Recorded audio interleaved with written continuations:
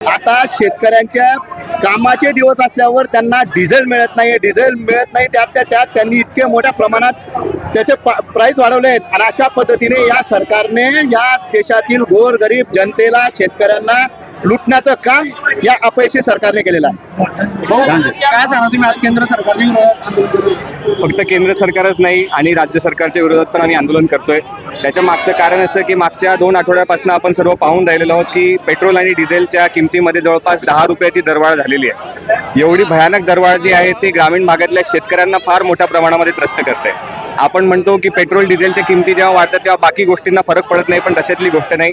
Petrol डिझेलच्या किमती वाढताच दुसऱ्या दिवशी आमच्या ग्रामीण भागामध्ये 8 तासाची जी रात्री पहिले 10 तासाची लाईट भेटत होती ती 8 तासांवरती आणली आणि आता 6 तासांवरती ते देत आहेत. कालच्या दिवशी आम्ही उडती बातमी पाहिली की नाही परत सरकार 8 तास देते, पण आज सकाळीच मला 10 ते 20 शेतकऱ्यांचा फोन आमच्या तालुक्यातून बाकी ग्रामीण भागातून आला की नाही दादा आम्हाला 4 तासाच्या वरती लाईट भेटत नाही.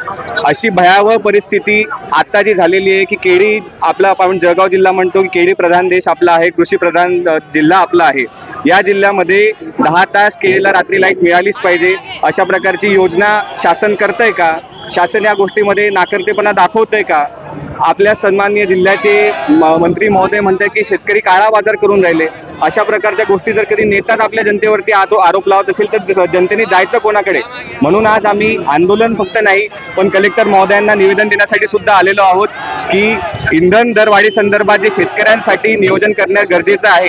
आज उन्हाळ्यामध्ये आपण पाहतो की शेतीचे कामं चालतात, रस्त्याचे कामं चालतात, बिल्डिंगांचे कामं चालतात, तर याला प्राधान्य कोणकोणत्या गोष्टी दिलं पाहिजे? पहिले शेतकऱ्यांना दिलं पाहिजे, नंतर बांधकाम मजुरांना दिलं पाहिजे, नंतर मग रस्त्यांना दिलं पाहिजे. अशा प्रकारचं प्राधान्य कलेक्टर महोदयांनी आपल्या जिल्ह्यामध्ये व्यवस्था पहिले पेट्रोल आणि डिझेलची करावी.